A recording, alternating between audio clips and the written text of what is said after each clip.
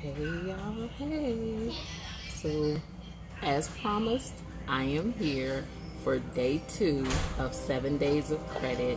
And today we are talking about your payment history and answering the big question, does your payment history really matter? But even more so than answering that question, I want to kind of talk to you guys about exactly how much your payment history matters. So, hey Eliza, thanks for jumping in. So listen, one thing, I'm sharing the video right now, and I want you guys to share the video for me too on your pages. I'm going to ask questions or answer questions according to how many times the video gets shared. So if you guys are sharing the video, I'm answering questions you may have, because I don't want to just talk. I want to be able to answer your questions, so it's not just me lecturing or teaching, so to speak, but also allowing us to have that back and forth where you can get your questions answered. So give me a second before I get started. I want to share this out in my groups, and then I'll go ahead and get started answering your questions. Alright, so we're going to share in a group.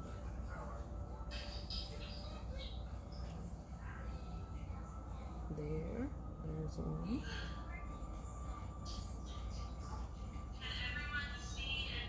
If you guys are coming in, I'm going to speak as I see you. I see a couple people in here, so let's try to get, I think yesterday we might have had, I don't know, maybe 15 people in. So let's try to double that today and see if we can get some people in, because this is information like everybody needs, whether you have excellent credit or whether you have challenge credit. This is going to be good for you. So share the video, guys. Make sure that you're dropping your questions in the comments, and I will be answering questions.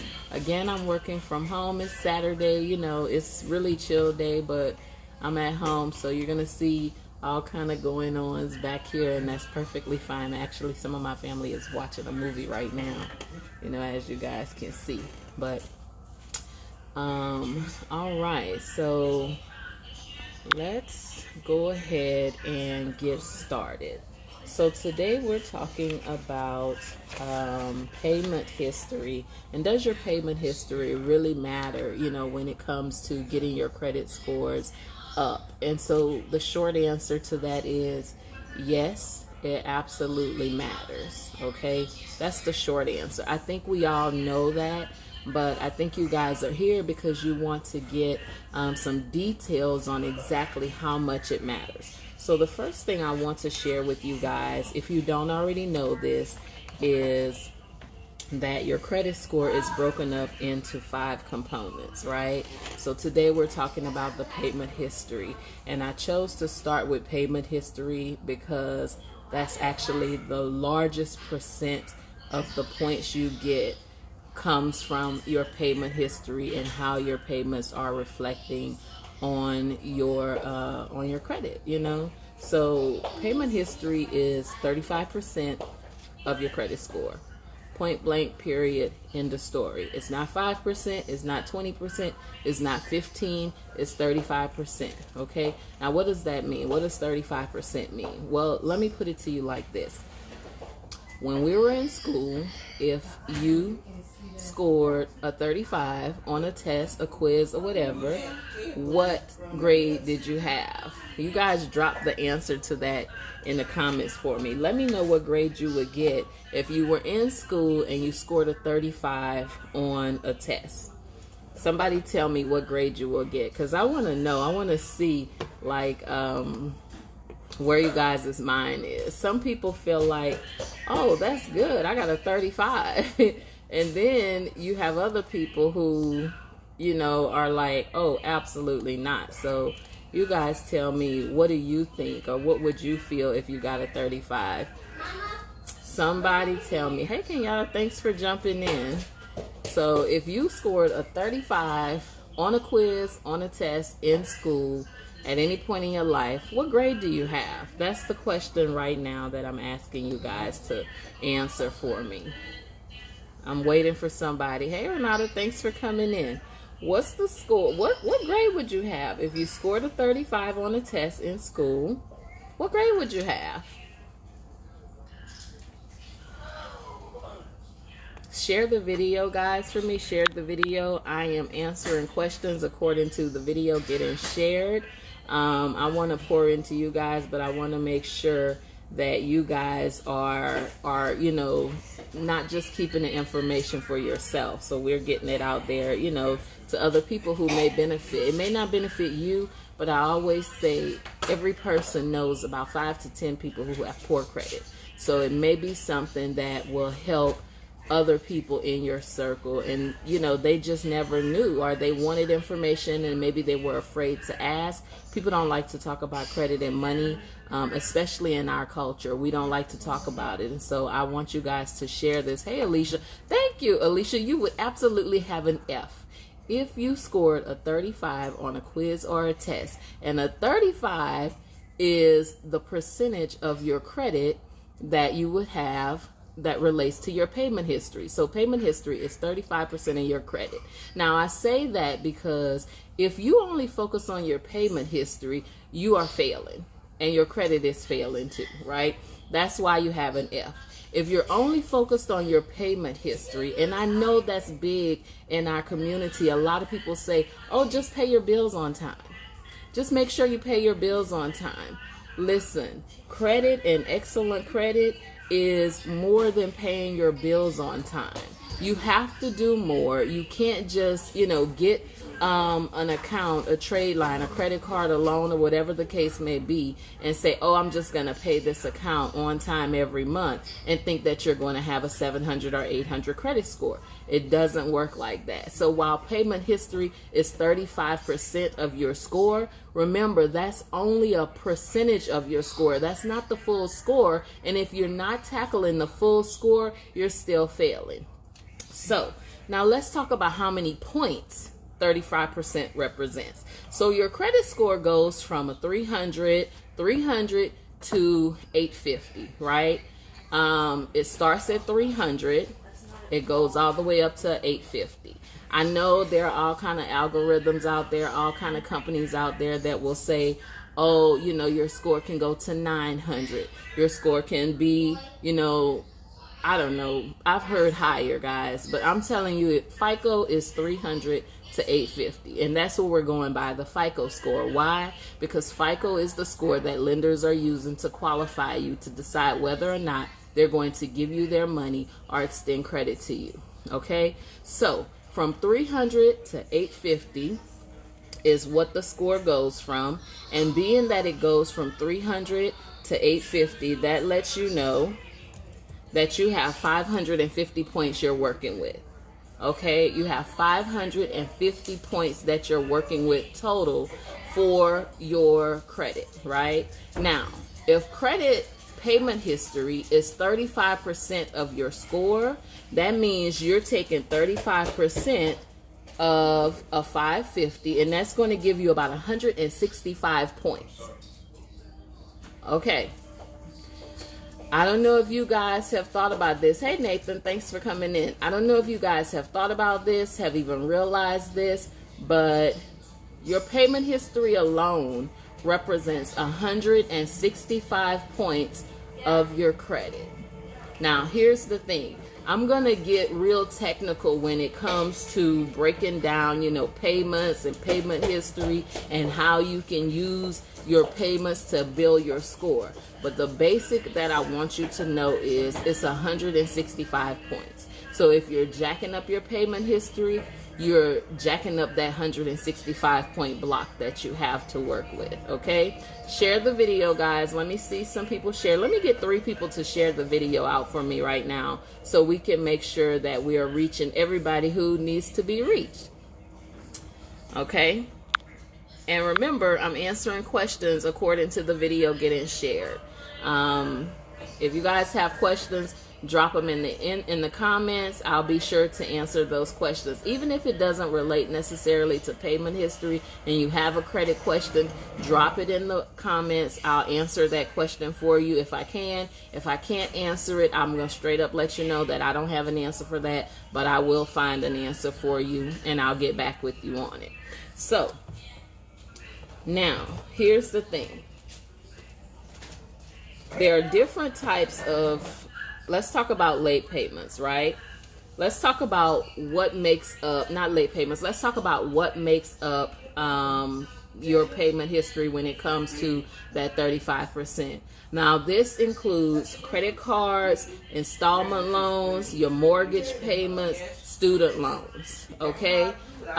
Any types of revolving credit you have, that makes up that 35%. If you have installment loans, that's a part of that 35%. How you pay it back. Your student loans, that's a part of that 35%. Your mortgage payment, that is a part of that 35%. Anything that a lender is using to report on your credit is all represented in that 35%. Now, here's the thing, guys. I know some of you feel like, you know, oh, it's just, you know, one payment. I just have one late payment. We're going to talk about the effects of one late payment, okay? Now, what is considered late? A late payment is how many days? I'm going to let you guys tell me. What is considered late? Let's see who has the answer for that. So, and I'm not going to wait a long time because I know, you know, I'm going to do an hour for this particular session and we're going to move forward, right? But what is considered late? How many days are you behind the payment date before you're considered late?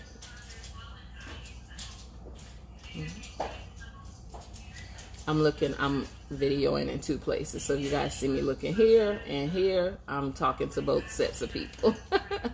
So 30 days, right? 30 days is considered late when it comes to reporting to your credit, right? So if you guys are running behind on making a payment, just know before it hits your credit report, you have a 30-day block. You do not want to be 30 days behind because that's where you're going to see a drop in your score. Now, how many points can you lose from just a late payment? Now, this answer varies, but I'm going to share with you guys. You can lose anywhere from 60 to 110 points just from one late payment.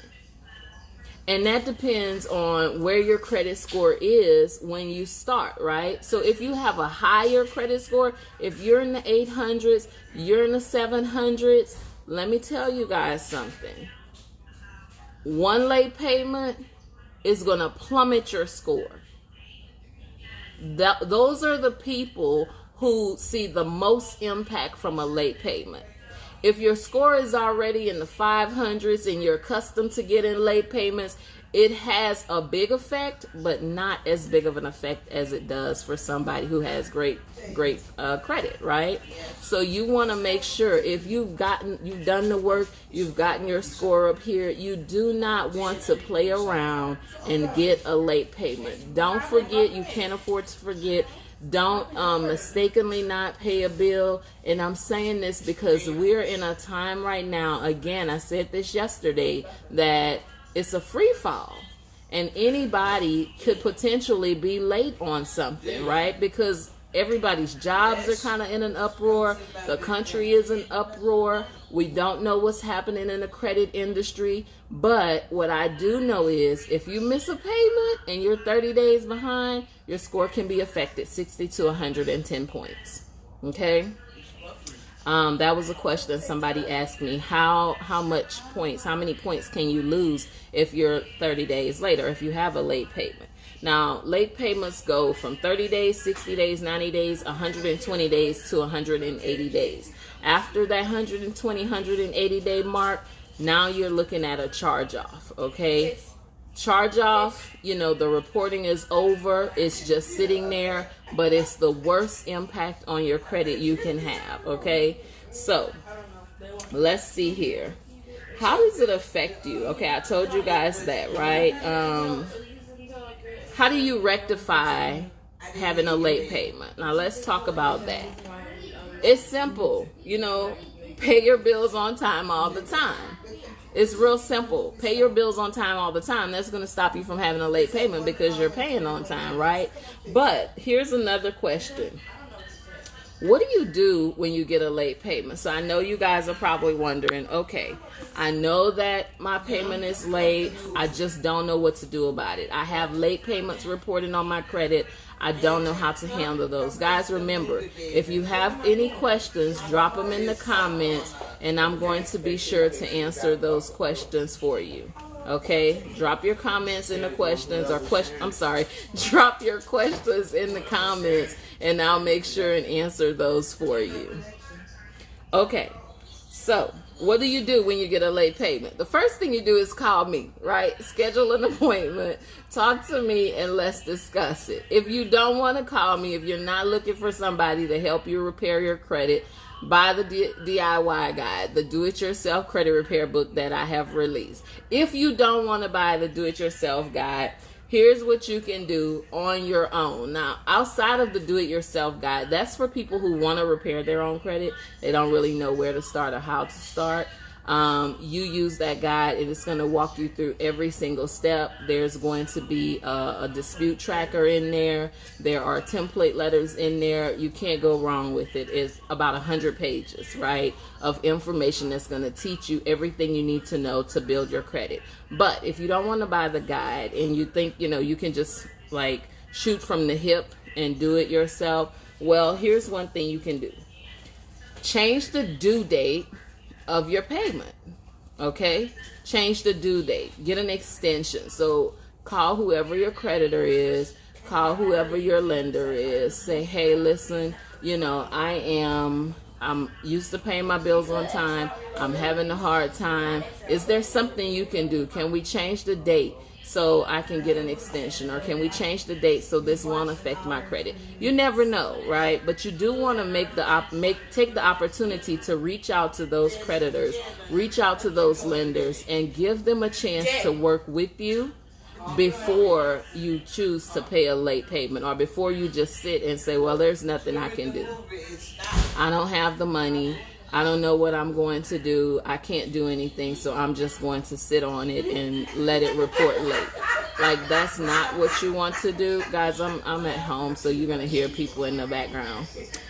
That's not what you want to do. You want to go ahead and give the lender an opportunity to work with you, right? Another thing you can do, and this is a big one, if you know that you're having a hard time, or you know that you have, racked up late payments on your credit, try to add more payment history, right? Try to add more payments. And how do you add more payments? Bring me the charger. I had to pause because it's been like dead silent in the house, and now everybody is yelling. No, the one he has. Okay, so how do you add more payment history? Let me give you guys an example. What if you have two trade lines that are reporting, right? You have maybe your car insurance, your car payment, and you have your student loans. That gives you a total of 24 payments, because that's two accounts. Over the course of a year, you're going to pay it monthly. So it's 12 payments for each one of those accounts. That's 24 payments, right? Now, if you guys add in more payments, more credit, then that's going to boost your payment history, because there are more opportunities to pay. So I did a little chart for you guys. Okay, I did this chart because I know some of us are visual and we can hear something, but if we don't see it, then it's not benefiting us. So let me show you guys. I'm gonna fold this because I got a lot of information on here and a lot of notes that I was taking, so I can share this with you all. All right. So this is for my people who have one credit card and they're satisfied with that one. They don't want to add any more credit. I get that from a lot of my clients. They're like, hey, I have one credit card, I'm good. I don't want to get a bunch of credit. This is for you guys. So here goes. And let me know if you guys can see this. Okay. So this is your one credit card. You have 12 opportunities to pay off of that one credit card. Now, let's say you do that for 5 years. I wrote it down. We got 5 years. You keep that card going for 5 years. You're paying 12 times. That's a total of 40 payments, right? That's 40 payments over the course of 5 years. Now, let's just say you miss one payment. You have one late payment over the course of those 5 years. How many of you think that's good?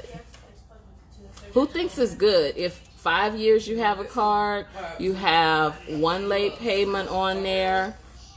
No big deal, right? But this is what I want to share with you.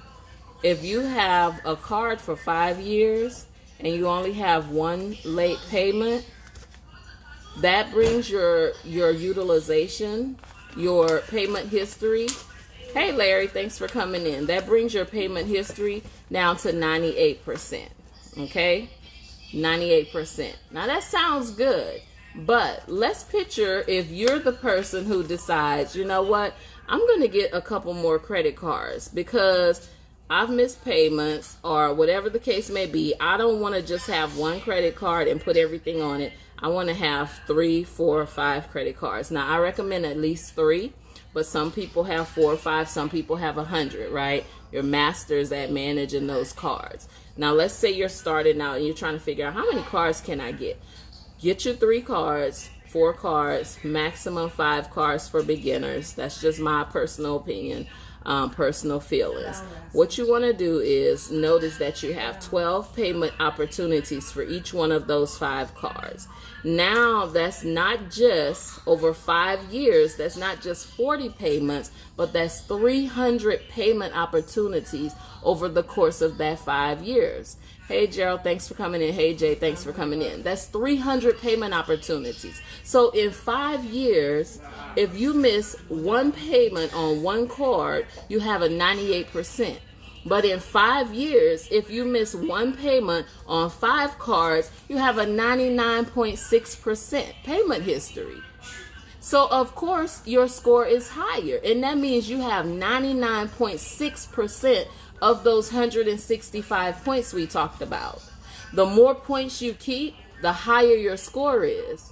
So the only way to do that is by having multiple companies, multiple cards that are reporting to your credit. Okay? Did you guys get that? Does that make sense for everybody?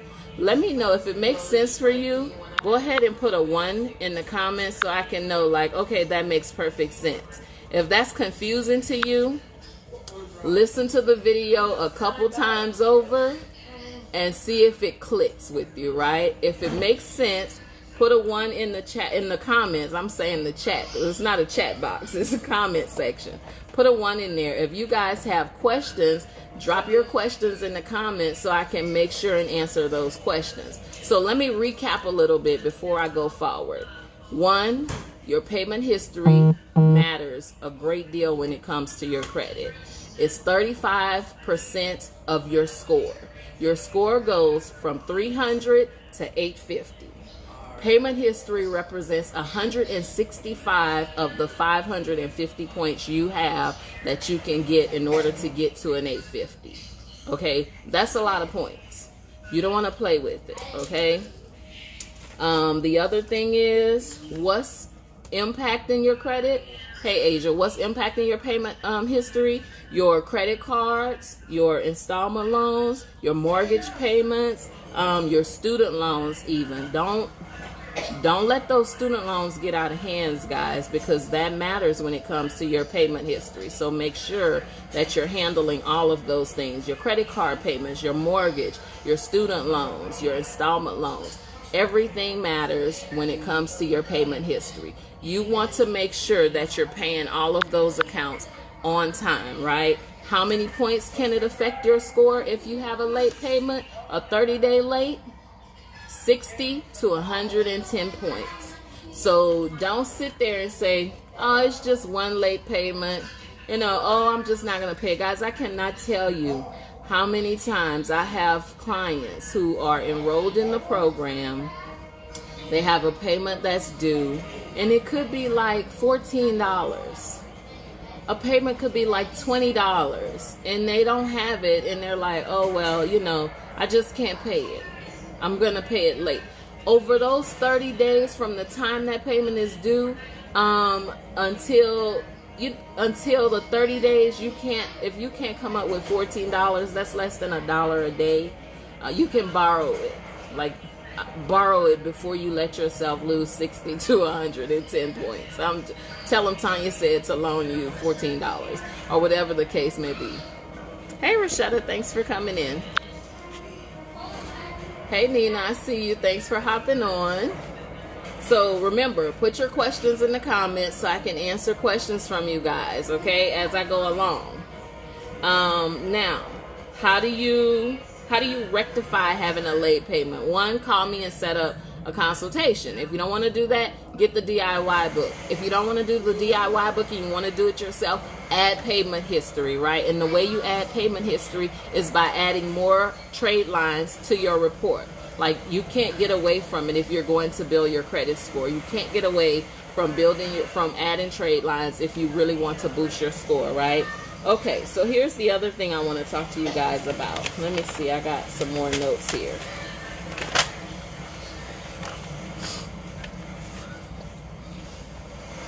I talked about your payments being 30, 60, 90, 120 days, 180 days, and eventually charged off. Here's the thing about that. The longer you wait, the more impact that account has on your credit. So if it's 30 days, we have hang-ups sometimes. Things happen. If you hit a 30-day and you couldn't avoid it and it happens to happen, okay. But don't just say, well, it's already late, I'm not going to do anything about it. Now you have 60 days late.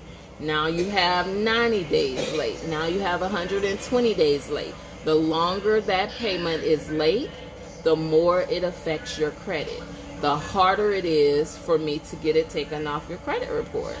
Okay? So try to make sure that you take care of your business within that time, even if for some reason you end up being late. All right, now let's talk about credit cards that people have and they decide, well, I got the cards. I got 5 cards, Tanya, but I don't use credit like that. I just pay my bills, from my paycheck. I have people who say that all the time. Well, I don't use credit. Okay, that's good. But let me explain something to you. If you do have the cards and you're not using those cards, it can have a great impact on your credit. You want to make sure that you have the cards and you're using the cards. Now, using the card doesn't mean that you have to charge up, $1,000. It doesn't mean you have to max out your card, right? Using the card is simply that, using the card. Some of you guys have Netflix. That's what, $10, $16 a month? Put that $16 Netflix account on one of your cards and set it to auto pay, and you're using it every month, $16. Okay? Some of you, when you talk to me and we do a consultation, I may tell you, well, use this card as your gas card. Like, every time you fill up, use this card and put it on auto pay so it can pay back automatically from your paycheck. Okay? Put a bill on each card. If you put a bill on each card and you set those bills to auto pay, you set that card to be auto paid from your bank account, then you don't have to worry about how am I going to manage. I got 4, 5, 6 cards. That's a lot to deal with. I get it. That's the purpose of auto pay. So once you set it, you forget it, you move on with your life. You just use the card for that one particular thing, and you make sure that it's getting paid because your check is going into whatever account you set your auto pay on. Your auto pay pays the credit card bill. You take the credit card and use it to pay whatever bill that you've incurred, like whether it's your Netflix account, whether it's one of your credit card bills, whether it is, let's see, your gas, right? Your gas, any bill, household bill that you have that recurs monthly, That's what you want to use your cards for, and just put a different bill on a different card if you have multiple cards, okay? That's going to do two things for you. One, is going to give you usage. Three things actually. Is going to give you usage on that card, so that goes towards your utilization. It's going to stop the lenders from closing the cards. The next thing it's going to do for you is it's going to meet the requirement of you making sure that you're having payment histories, because when it's on auto pay, it's getting paid. So that's payment history, right? Hey Travis, thanks for coming in. Hey Nicole, I see you. Thanks for coming in. If you guys have questions, put them in the comments and I'm going to answer them. Yes, schedule an appointment with me. Tawana, schedule an appointment. I'm going to leave my link in there, so if anybody needs to schedule an appointment, then they can, and we can talk and get you started. And this is a great time to get started, because I actually have a special on my sign up that's going on right now. Okay, so we talked about how many cards you need. 3 cards, okay? 3 cards minimum. You can go up to as many as you want. If you're real good at managing complex situations and managing your money and make sure you have everything on auto pay, then go for more. But if not, get you 3 trade lines, not necessarily 3 cards. So that could be a credit card, it could be an installment loan, it could be your card note that you're already paying, right? You got 3. But you just want to have 3 different companies or 3 different sources of payments at a minimum to help you establish that score. Okay. Let's see here. What else do I have? How much do I need to use on my credit card? And this is the thing. I'm answering questions from people who sent me questions, but that sent them to me yesterday. So here I have sat down and got answers for you guys. How much do I need to use? I just answered that for you guys. You don't have to max out the cards. You don't have to spend, more money than what you have. You don't have to go into debt because you have credit cards. The reason you're not going into debt is because you're using those cards to pay bills that you're already incurring. If you're using your credit card to pay your light bill and then you take your money and pay your credit card bill, it's the same as taking your money and going and paying the light bill. The only difference is you're building payment history for yourself. You're helping to establish your credit. Okay, you can set it on auto pay like I said before, and you don't have to worry about missing the payment or being late. Another question somebody asked was, if you do miss the payment or you are late, what can you do? It's already late. Add more payment history. Okay, make sure you pay it, because the longer it is, the more impact it has. Outside of paying it, add more credit history, more payment history. And by adding payment history, I mean adding more accounts. That's going to help to build your score. So if you have a card that you're not using, you don't want to do that, because they'll close that card. And if they close the card, then nothing is reporting. I know a lot of times people feel like, oh, I'm just going to start getting my credit together. I'm going to sign up in the program. I have clients who do this all the time. They sign up. We begin to challenge accounts for them. Those accounts come off. Their score is not going up. Why is the question? The reason why is because you don't have anything reporting. If you don't have anything reporting, your score can't go up. There's nothing to report that's going to help it go up. So you want to make sure that you don't just have cards you're sitting on, or make sure that you're not just out there and you don't have any cards. Okay? Do you guys have any questions for me? It's 1:45. I am wrapping it up, and this is an hour. I was going to do an hour for you guys. I did an hour yesterday. If you didn't see the credit basics, then you need to go back and watch that video from yesterday. If you did see it, awesome. A lot of people took advantage of the offer that was there yesterday. Thank you guys. And you will be receiving those books. April 4th is when you're going to receive those.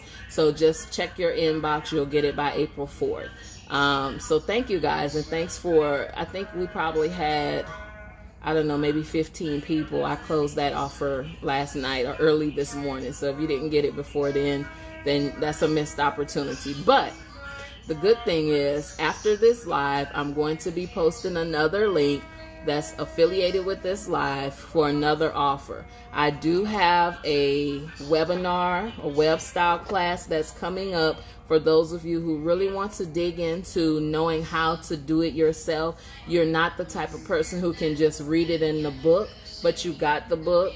But you're the type of person who needs the step-by-step instructions. You may be auditory. You need to hear somebody tell it to you. I have a class that's coming up in April. April 11th is the class. I'm going to post the link on this comment thread so you guys can sign up for that class if you're the one or you're one of the people that want to learn how to repair your credit. That's coming up in a couple of weeks, okay? I'm also going to post the link again for those of you who want to get the DIY book. I'll post it so you can have access to that. If you don't see it, it's on my page somewhere, I promise you. And just know that when the class comes, the book is going to be a component that I use to teach the class. So you can come in and just do the class and listen, or you can get the book and come in the class and learn step by step and actually have the same tools and resources that I'm going to teach you from at your fingertips. Or you can just say, hey, I got the book, I'm good, I don't need to do anything. It's all your choice, guys. But what I want to let you know is, at the end of the day, your payment history absolutely matters. It's a huge part of your score. You want to make sure that you nurture that. Nurture those 165 points.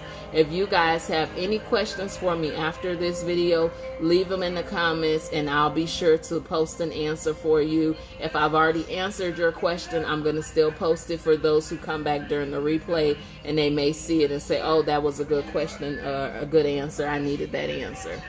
So if we don't have anything else, I want to thank you guys for tuning in. For those of you who don't know me, my name is Tanya Edwards. I'm the CEO and founder of Savvy Credit Consultants, and I'm here to help you learn how to build your credit score and increase your credit scores across all 3 bureaus. If you're looking for a company to help you do that, schedule an appointment with me, a consultation. You get a free analysis for everybody who does the consultation with me.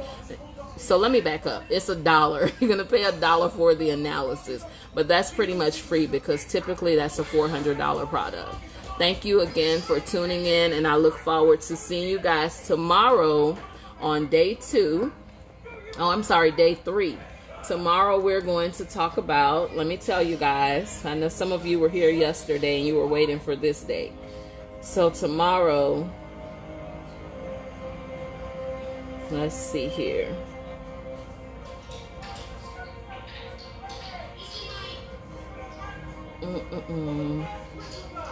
Tomorrow we're talking about how much you owe on your credit and how that affects your credit.